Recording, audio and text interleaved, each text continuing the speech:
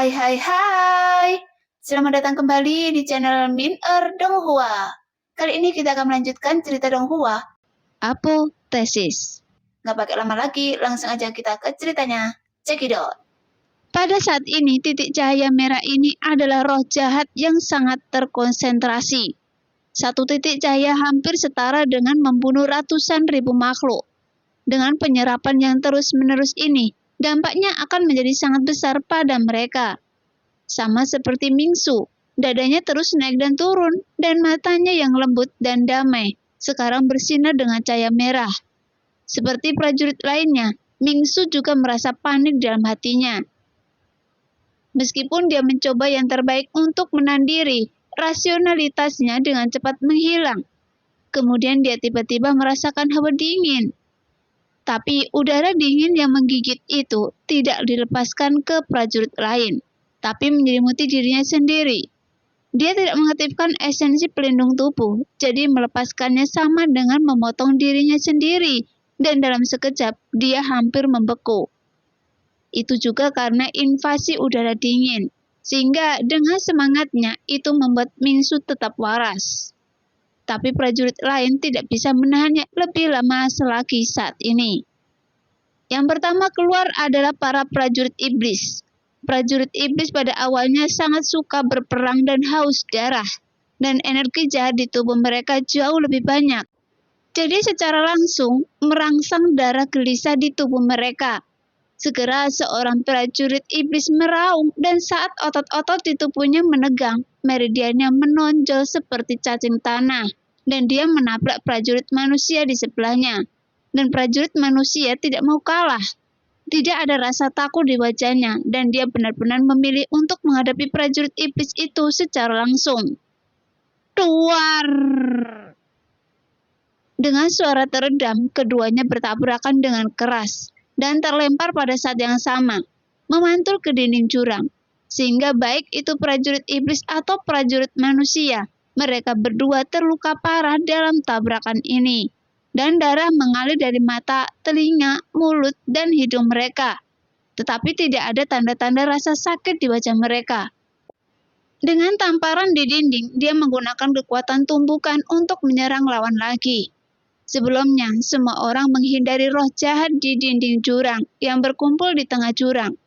Sekarang, terpengaruh oleh roh jahat yang kuat ini, mereka menjadi gila dan mereka berkelahi satu sama lain, dan tiba-tiba menjadi berantakan. Saya akan mencabik-cabik Anda. Prajurit klan iblis lainnya meraung dengan liar, dan seorang wanita klan Yoye tertangkap basah oleh prajurit klan iblis ini.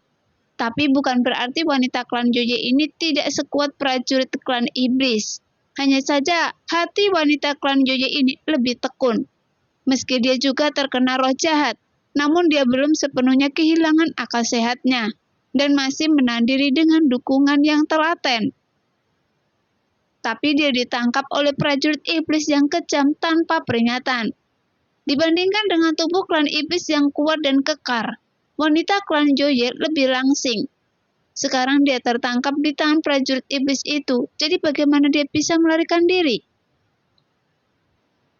Selama prajurit klan iblis mengerahkan sedikit kekuatan, wanita klan Yoye mungkin akan terbelah menjadi dua bagian.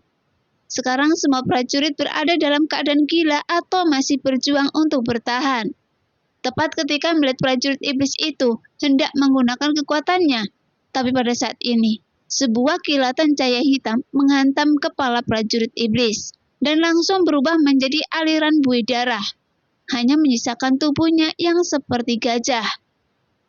Saat Lo Sheng memegang bunsur panjang dan tampak acuh tak acuh, lagi pula kehidupan dan kematian para pejuang di tiga tempat suci ini tidak ada hubungannya dengan Lo Sheng. Tapi klan Yoye ini adalah orang-orang Sun. Meskipun Sun tidak mengatakan apa-apa dan tidak menyarankan agar dia membantu klan Yoye dibandingkan dengan klan iblis, Lo Sheng masih memiliki kesan yang baik terhadap klan Yoye. Saat ini, mata Lo Sheng masih tetap jernih, namun yang tidak berarti bahwa roh-roh jahat ini tidak dapat mempengaruhi Lo Sheng. Faktanya, begitu dia menyentuh titik cahaya merah ini, detak jantungnya juga semakin cepat. dan seluruh tubuhnya jatuh ke dalam suasana hati yang tak terlukiskan. Bagaimanapun, titik cahaya merah yang dipadatkan oleh roh jahat ini sangat kuat. Jika seseorang mempunyai hati yang murni dan tidak mempunyai niat membunuh sedikit pun, kejahatan sebesar apapun tidak akan dapat mengganggu keadaan pikirannya. Misalnya, jika Anda memasukkan beberapa anak bodoh dan membiarkan mereka menyerap titik cahaya merah ini, hal itu tidak akan berdampak apapun pada mereka. Karena di dunia anak-anak, seluruh dunia sangatlah murni. Tapi siapa di antara pejuang yang memulai seni bela diri yang tidak tumbuh dalam pembunuhan? Meskipun Lo Sheng tidak pernah menjadi orang yang suka membunuh, tetapi niat membunuh di dalam hatinya masih ada. Dan roh jahat yang masuk ke dalam hatinya memperkuat hati pembunuh mereka berkali-kali. Dan sekarang, banyak roh jahat yang dia serap, semakin besar pembesarannya. Namun, dampak energi jahat ini pada Lo Sheng hanya terbatas pada 2 atau 3 nafas. Setelah 2 atau 3 nafas, Lo Sheng akan terus menyimpan energi jahat yang diserap ke dalam gunung pedang pembunuh. Ketika Lo Sheng memasuki gunung pedang pembunuh dan meletakkan salah satu pedangnya di gunung tersebut, dia menjalin hubungan dengan gunung pedang pembunuhan, sehingga dia dapat menyimpan semua energi jahat di gunung pedang pembunuh. Atau dia dapat mengambil energi jahatnya sendiri dari gunung pedang pembunuh. Namun, Lo Sheng tidak teliti dalam cara pedang pembunuh. Jadi, setelah kembali ke wilayah tengah, Lo Sheng jarang menggunakan roh jahat. Sekarang, karena ada aliran roh jahat yang diserap, Lo Sheng tidak memiliki tabu sama sekali. Dia hanya menyimpan sebanyak yang dia serap, sehingga roh-roh jahat ini tidak berdampak pada Lo Sheng. Hanya saja, Lo Sheng tidak tahu berapa banyak energi jahat yang bisa dikandung gunung pedang pembunuh ini. Sejak memahami pedang Yi Shen, Lo Sheng telah mulai memeriksa kembali gunung pedang pembunuh.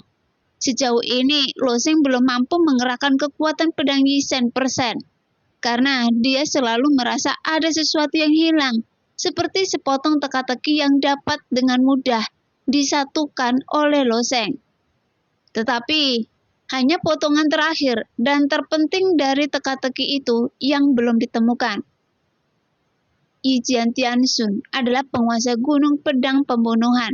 Mungkin rahasia paling penting dari pedang Yi Shen terletak di gunung pedang pembunuhan.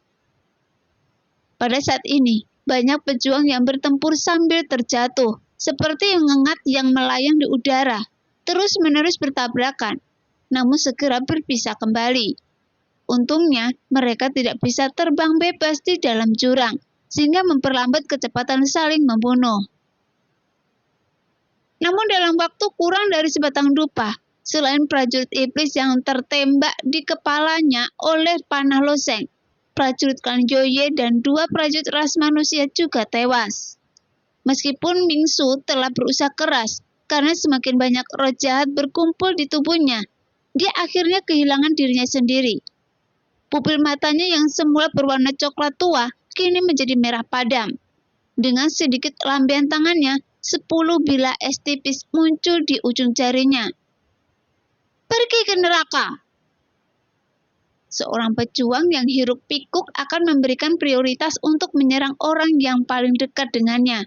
Dan Lo Sheng selalu berada di sisi Ming Su. Jadi dia secara alami dianggap sebagai target pertama oleh Ming Su. Saat jari-jari Ming Su menari dengan cepat, bilah es transparan terbang ke arah Lo Sheng. Menghadapi bilah es itu, Lo Sheng hanya bisa menunjukkan senyuman masam, dan kemudian dengan tinjunya yang melambai, kemudian cahaya tinju yang tajam muncul satu demi satu. Tuar! Setelah cahaya tinju Lo Sheng menari-nari, tinju tersebut langsung menghancurkan semua bilah es menjadi beberapa bagian. Sambil menghancurkan bilah es ini, Lo Sheng juga semakin dekat dengan Ming Su. Dengan kekuatan Ming Su saat ini, ditakdirkan mustahil untuk menyakiti Lo Sheng. Ketika Lo Sheng mendekat, dia tiba-tiba mengulurkan tangan dan meraih Ming Su.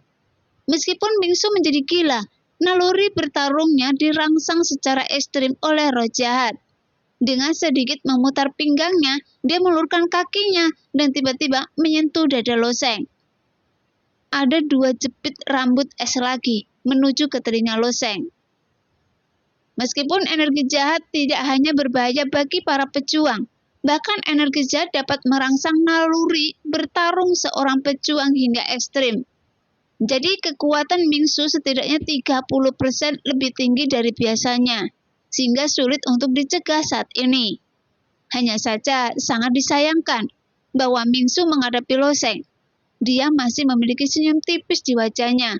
Dia sedikit memiringkan kepalanya ke belakang untuk menghindari pembunuhan 2 jepit rambut es Mingsu dan memanfaatkan tangan Mingsu lain. Loseng mengunci lengan ramping Mingsu dengan satu tangan, lalu menariknya ke depannya. Namun, meskipun tangannya terkunci, Mingsu tidak menyerah. Dia memutar tangannya dan mencoba melepaskan diri dari tangan Loseng. Namun tangan Mingsu yang terkunci itu seolah-olah terjepit di 2 tang besi. Tapi ekspresi Loseng berangsur-angsur menjadi hati-hati. Awalnya, roh jahat adalah proses akumulasi yang lambat. Kecepatan akumulasi dari proses ini tidak cepat. Beberapa pejuang mungkin tidak dapat membunuh 100.000 makhluk hidup selama ratusan tahun, sehingga dalam waktu yang singkat itu tidak akan menimbulkan kemarahan dan kebencian. Tapi sekarang, banyak pejuang yang dengan cepat mengumpulkan begitu banyak roh jahat. Jadi bagaimana cara membersihkannya? Bahkan jika Loseng membantu Mingsu meninggalkan istana bawah tanah, roh jahat di tubuhnya masih menjadi masalah besar. Dengan cara ini, bukankah jurang reinkarnasi akan menjadi jalan buntu? Sekarang hanya Loseng yang telah masuki gunung pedang pembunuhan yang dapat mengadakan gunung pedang pembunuhan untuk melawan 1 atau 2. Tapi prajurit lainnya telah menjadi gila dan mulai bertarung satu sama lain, sehingga fluktuasi energi yang hebat meletus di atas kepala Loseng terus, sehingga semua orang akan mati. Loseng berpikir seperti ini, tetapi suara Sun terdengar samar. Jangan khawatir, Anda bisa melewati periode waktu ini. Saya memimpin klan Yoye untuk saling membunuh dengan cara yang sama, dan membunuh banyak dari mereka. Tapi di bawah jurang akan ada jalan pemurnian yang dapat melenyapkan roh jahat sepenuhnya, yang juga merupakan manfaat besar bagi para pejuang. Mendengar kata-kata Sun, Loseng sedikit lega, tetapi premisnya adalah melewatinya. Lagi pula pertarungan antara para prajurit di atas menjadi semakin sengit. Lebih dari 20 orang kuat di alam dewa bertarung satu sama lain, dan masing-masing dari mereka menggunakan kartu truf mereka, sehingga dampak yang dihasilkan juga sangat menakutkan. Untungnya, jurang ini tidak bisa dihancurkan. Jika lusinan orang kuat di alam dewa bertarung di dunia luar, tidak akan butuh waktu lama bagi seluruh benua untuk hancur. Luar! Saat suara keras datang, Loseng mendongak dan melihat Aihu memukuli prajurit iblis menjadi bola kabut darah. Pada saat ini, seluruh tubuh Aihu bersinar dengan cahaya keemasan dan matanya juga merah darah.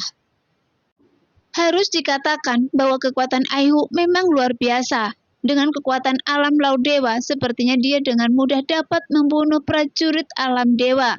Tapi setelah berhadapan dengan prajurit iblis, Aihu mengincar wanita pirang dari klan Yoye.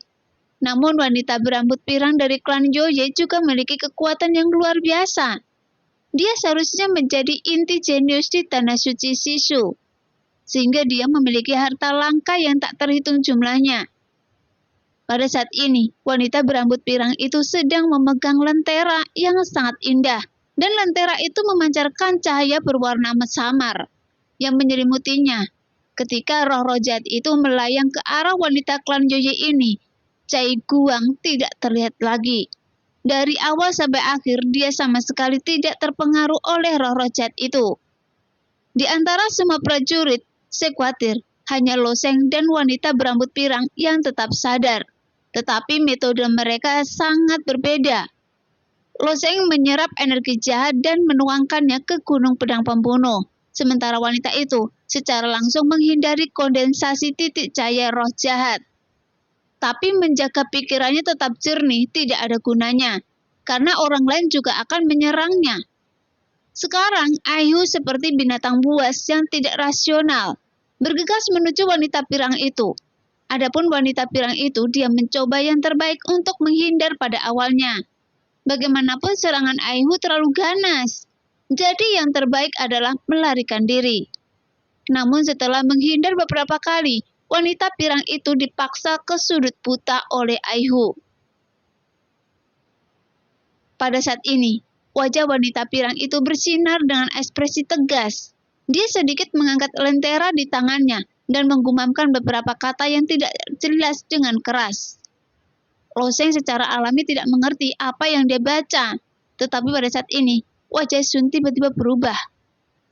Ada masalah. Apa maksud Anda? Loseng berada di posisi terbawah dalam tim. Meskipun pertarungan di atas sangat sengit, dia tidak terlibat.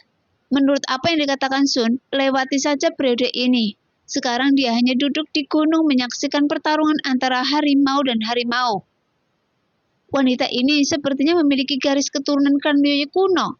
Dia mengerahkan kekuatan 3 raja. Kekuatan 3 raja? Wajah Loseng sedikit terkejut. Sun mengangguk. Hanya sejumlah kecil prajurit klan Yoye di klan yang masih mempertahankan garis keturunan klan Yoye kuno. Dan prajurit klan Yoye dengan garis keturunan ini memenuhi syarat untuk memanggil 3 kelompok akumulasi kekuatan iman. Tapi mengapa wanita ini tinggal di tanah suci Sisu?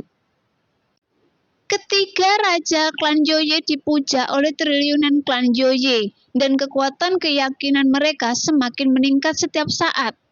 Apalagi kekuatan keyakinan klan Yoye sangat istimewa, dan kekuatan yang bisa dilepaskan dengan meminjam kekuatan iman juga sangat dahsyat. Setelah semua kekuatan iman telah dikumpulkan, itu akan dimasukkan ke dalam 3 kelompok iman. Selain 3 raja yang dapat mengendalikan ketiga kelompok keyakinan ini sesuka hati, sejumlah kecil prajurit dengan darah klan Yoye kuno juga memenuhi syarat untuk meminjam kekuatan keyakinan tersebut. Namun, jumlah prajurit dengan garis keturunan klan Yoye kuno jarang terjadi. Umumnya, prajurit seperti itu akan langsung direkrut ke tanah suci inti klan Yoye. Tapi mengapa wanita berambut pirang ini justru tinggal di tanah suci Sisu alam Yenluo? Karena inilah mengapa Sun sangat bingung. Setelah wanita berambut pirang itu baru saja selesai melafalkan mantra kuno yang tidak jelas, di angkasa yang jauh 3 kolam keyakinan beriak sedikit.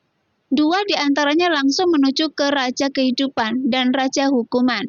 Dan kemudian, setelah pembiasan yang aneh, dia sekali lagi melakukan perjalanan melalui ruang tak berujung, langsung ke alam Jinluo, dan langsung masuk ke istana bawah tanah, hingga ke kedalaman jurang reinkarnasi.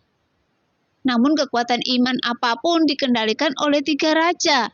Bahkan prajurit dengan darah klan Yoye kuno, dia memerlukan persetujuan dari 3 raja jika mereka ingin menggunakan kekuatan iman. Dalam proses ini, raja dapat dengan mudah menghentikan transmisi kekuatan iman. Namun prajurit dengan garis keturunan klan Yoye kuno itu juga merupakan keyakinan bagi klan Yoye. Dalam keadaan normal, ketika mereka perlu meminjam kekuatan iman, itu juga merupakan saat yang sangat kritis. Belum lagi kekuatan keyakinan untuk meminjam tidaklah banyak. Jadi ketiga raja umumnya tidak akan memotongnya. Adapun kekuatan iman pada ketiga kolam iman, mereka memiliki warna yang berbeda-beda. Kekuatan iman Raja Kehidupan memancarkan cahaya hijau muda. Kekuatan iman Raja Hukuman berwarna biru. Dan kekuatan iman Raja Pembantaian berwarna merah darah. Hah? Seseorang sedang meminjam kekuatan iman, dan itu masih di alam Jinluo. Di salah satu alam inti klan Yoye, sedang duduk di istana yang megah. Sebagian kekuatan keyakinan dikumpulkan, keyakinannya telah terkuras, dan dia bergerak menuju alam Jinluo yang jauh melalui dirinya. Meskipun kekuatan iman yang telah diambil hanyalah sebagian kecil, namun Yao masih sedikit penasaran. Siapa yang mengekstraksi kekuatan iman? Bagaimanapun tidak banyak pejuang dengan garis keturunan klan Yoye kuno, jadi sangat jarang meminjam kekuatan iman. Meskipun Yo tidak memotong kekuatan keyakinan ini, tetapi mengintegrasikan persepsinya sendiri ke dalam kekuatan keyakinan ini, dan kemudian mengirimkannya ke sisi lain yang jauh dengan kecepatan yang sangat cepat. Lagi pula, penggunaan kekuatan iman oleh wanita pirang itu juga didorong oleh kekuatan bertarung Aihu yang kuat. Jika dia mencoba menahan, dia mungkin akan dibunuh langsung oleh Aihu yang kesurupan. Namun dia tidak pernah menyangka bahwa meminjam kekuatan keyakinannya akan menimbulkan masalah besar, dan bahkan sampai batas tertentu, mengubah arah evolusi seluruh alam semesta. Setelah kekuatan iman hijau dan biru datang, segera kekuatan iman ketiga juga melakukan perjalanan melalui ruang tanpa batas dan melarikan diri ke dalam jurang. Namun cahaya merah ini tidak mengenai wanita pirang itu secara langsung, tetapi langsung menuju Loseng, kemudian menembak ke arah wanita berambut pirang itu. Pada saat ini, bahkan wanita pirang itu pun tercengang. Untungnya, seluruh kekuatan iman telah dikumpulkan untuk membentuk tirai tipis 3 warna, menyelubungi dirinya di dalamnya. Meskipun serangan Aihu menjadi semakin sengit, membuat tirai cahaya 3 warna mengaum, itu tidak dapat mengguncang tirai cahaya sama sekali. Meski begitu, wanita pirang itu tidak memilih untuk melawan. Matanya yang heran masih menatap tajam ke arah Loseng di bawah. Bukan hanya dia, tetapi juga penguasa tanah suci bambu ungu di luar istana bawah tanah saat ini. Wajahnya sangat serius dan matanya menunjukkan keraguan yang kuat. Sekarang kekuatan Loseng tidak cukup kuat. Ini masih jauh dari waktunya untuk menonjol bagi Sun. Oleh karena itu, keterikatan Sun pada tubuh Loseng adalah rahasia yang tidak boleh diungkapkan. Begitu Yo mengetahuinya, dia mungkin akan dikejar tanpa henti. Dan Sun telah lama meninggalkan klan Yoye. Jadi sulit baginya untuk melawan Yo. Dan sekarang jelas bukan waktu yang tepat untuk mengungkap rahasia ini. Namun sejak kekuatan iman berwarna merah darah tercermin pada Loseng, rahasia ini ditakdirkan untuk tidak dapat disimpan. Tuar! Di bawah kendali roh jahat, Aihu yang panik masih dengan panik memborbardir tirai cahaya 3 warna wanita berambut emas itu. Tetapi pada saat ini, wanita berambut emas itu lupa untuk melawan, dan matanya tertuju pada Loseng. Seolah-olah matanya dipenuhi keraguan yang tak ada habisnya. Rajaku, kenapa dia laki-laki? Kenapa ini? Gumam wanita berambut emas itu. Di luar istana bawah tanah, keraguan di mata Tuan Suci Tanah Suci Sisu berangsur-angsur menghilang, tetapi ekspresinya menjadi lebih serius. Rajaku telah menghilang sejak lama, sepertinya dia harus terikat pada tubuh prajurit manusia ini. Adapun ekspresi Tuan Suci ras iblis dan Tuan Suci ras manusia bahkan lebih menarik. Belum lama ini, 2 raja dari Yoye menggunakan perintah menderu untuk saling mengutuk di alam semesta. Sekarang tampaknya raja pembantaian yang telah lama hilang dalam rumor, sepertinya ada di istana bawah tanah ini. Pada saat ini, wajah Loseng juga menjadi gelap. Masalah saat ini mungkin belum pernah terjadi sebelumnya. Segera kekuatan iman yang ditransmisikan dari angkasa jauh dipadamkan oleh Sun, dan cahaya merah darah tiba-tiba menghilang. Setelah kehilangan pasokan kekuatan iman, tirai cahaya 3 warna wanita emas itu kehilangan sinar merahnya. Tapi itu masih lebih dari cukup untuk menahan serangan Aihu. Bahkan jika kekuatan iman yang tercermin dalam Loseng padam, itu tidak ada artinya. Segera setelah itu, tawa Yoye bergema di seluruh dunia.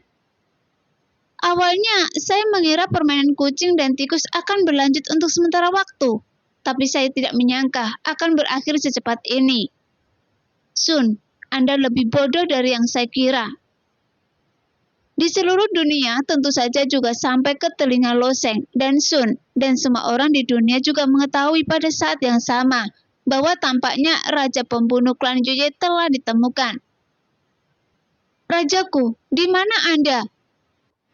Suara Tiansun Panadewa juga berdering, dan nadanya sangat mendesak.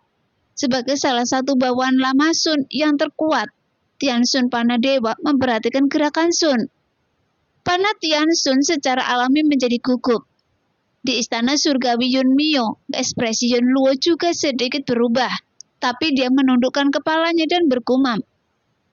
Ini agak merepotkan. Jelas, Yun Luo tidak cocok untuk ikut campur dalam perselisihan internal klan Yoye. Jika dia ikut campur tangan dalam masalah biasa, aliansi ras manusia mungkin tidak akan menghadapi masalah besar, dan klan Yoye juga akan mundur. Tapi yang ada di depannya adalah pertarungan internal antara dua raja klan Yoye. Dalam pertarungan hidup dan mati seperti ini, klan Yoye tidak akan menyerah. Jika Yun Luo campur tangan secara paksa, itu mungkin melibatkan penguasa surgawi dalam aliansi, dan penguasa surgawi dari klan Yoye. Sekarang, dunia besar telah datang. Banyak penguasa surgawi yang mengintai, menunggu babak takdir baru yang akan datang. Jadi bagi Yun Luo, mustahil untuk benar-benar terlibat. Lo Sheng, kali ini Anda sangat ceroboh. Saya harap Anda bisa mengubah nasib buruk menjadi keberuntungan. Yun Luo hanya bisa menggelengkan kepalanya. Pada saat ini, cengkeraman Lo Sheng pada Mingsu masih jatuh, tetapi alisnya berkerut. Tapi hal semacam ini terjadi murni karena kecelakaan. Sun tidak tahu bahwa wanita berambut emas itu tiba-tiba akan menggunakan kekuatan iman 3 raja untuk mengungkap Sun. Sekarang, apa yang harus dilakukan? Lo Sheng bertanya. Ekspresi Sun tidak terlihat lebih baik.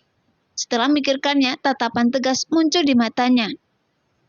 Lanjutkan ke bawah dan lewati jurang reinkarnasi dulu. Baru kemudian kita akan mempertimbangkan masalah ini nanti. Bagaimanapun, situasi saat ini sangat tidak menguntungkan bagi mereka.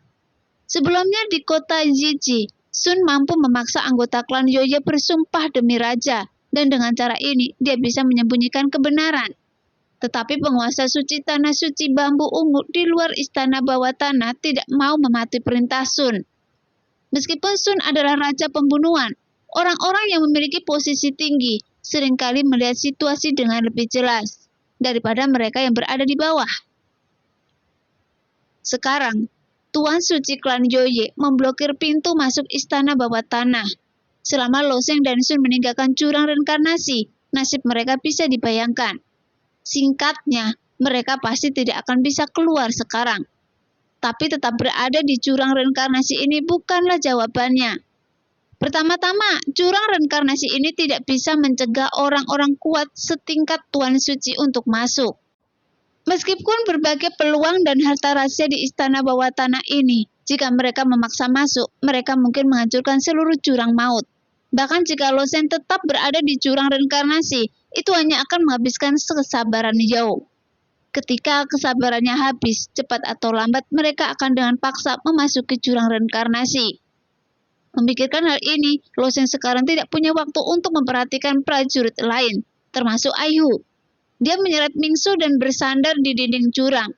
Setelah tubuhnya tersentuh dengan dinding jurang, dia berbalik ke samping lalu menendang kakinya secara diagonal di atas tembok jurang. Segera, dia mengayuh secara diagonal ke atas. Dengan cara ini, kecepatan jatuh Lo Sheng tiba-tiba meningkat lebih dari 30%. Meskipun kejatuhan sebelumnya tidak lambat, Lo Sheng sekarang memiliki sedikit waktu. Dia harus melewati jurang reinkarnasi segera mungkin.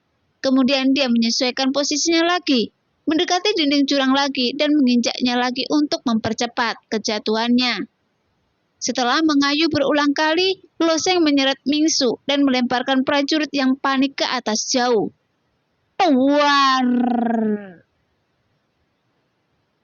Aihu masih memborbardir tirai cahaya 2 warna wanita berambut emas itu. Namun wanita berambut emas itu masih melihat sosok Lo Sheng dan Sun yang jatuh. Wajahnya masih sedikit terkejut. Dia hanyalah seorang pejuang di alam dewa. Tetapi karena dia memiliki garis keturunan klan Yoye kuno, berarti dia dibawa perintah langsung oleh Tuan Suci klan Yoye. Menurut aturan klan Yoye, garis keturunannya awalnya akan dikirim ke inti klan Yoye untuk pelatihan. Namun dia dibesarkan di tanah suci bambu ungu sejak dia masih kecil. Tuan Suci baik padanya, jadi masalah garis keturunannya disembunyikan. Tapi dia tidak menyangka, setelah dipojokkan oleh pejuang manusia ini, menggunakan kekuatan 3 raja itu akan menyebabkan hal sebesar itu. Lagi pula, suara dari token mengaum bergema di seluruh dunia, dan tentu saja sampai ke telinganya. Ini adalah perselisihan antar raja. Dia samar-samar merasa bahwa dia telah melakukan kesalahan secara tidak sengaja. Adapun Sun dan Loseng, mereka tidak membenci wanita berambut emas ini. Lagi pula dia tidak mengetahuinya sama sekali. Itu hanya kebetulan bahwa identitasnya terungkap di sini. Saat Loseng jatuh tajam, pemandangan di sekitarnya berubah lagi. Awalnya area di sekitar dinding jurang berwarna merah darah, dipenuhi energi pembunuh. Tapi sekarang ada titik cahaya putih yang mengalir di sekitar dinding jurang. Dan itu adalah kekuatan pemurnian yang sangat rumit. Saat ini sedikit kekuatan pemurnian putih seperti kepingan salju, terus-menerus berputar di jurang dan dengan cepat menembus ke dalam tubuh Loseng dan Mingsu. Meskipun kekuatan pemurnian ini tidak banyak berpengaruh pada Loseng, bagaimanapun energi jahat yang diserapnya telah sepenuhnya dikirim ke Gunung Pedang Pembantaian. Tetapi kekuatan pemurnian yang aneh ini telah membuat suasana hati Loseng yang cemas sedikit lebih tenang. Awalnya, dapat memurnikan pikiran-pikiran berantakan di pikiran. Saat sedikit kekuatan pemurnian memasuki tubuh Mingsu, roh jahat di tubuhnya dengan cepat berkurang, dan cahaya merah di matanya berangsur-angsur menghilang. Segera setelah itu, roh jahat di tubuh Mingsu dibersihkan, dan ekspresinya kembali normal lagi. Loseng! Mingsu menjadi gila. Pikirannya didominasi oleh roh jahat, dan dia tentu saja tidak tahu apa yang terjadi. Tinggalkan jurang reinkarnasi, kata Loseng singkat. Dia tidak perlu menjelaskan terlalu banyak kepada Mingsu. Mendengar itu, ekspresi Mingsu memadat. Dia mungkin mendengar nada buruk Loseng, sehingga ada sedikit keheningan di wajahnya. Dia meluruskan bibirnya dan hanya berkata, "Oke."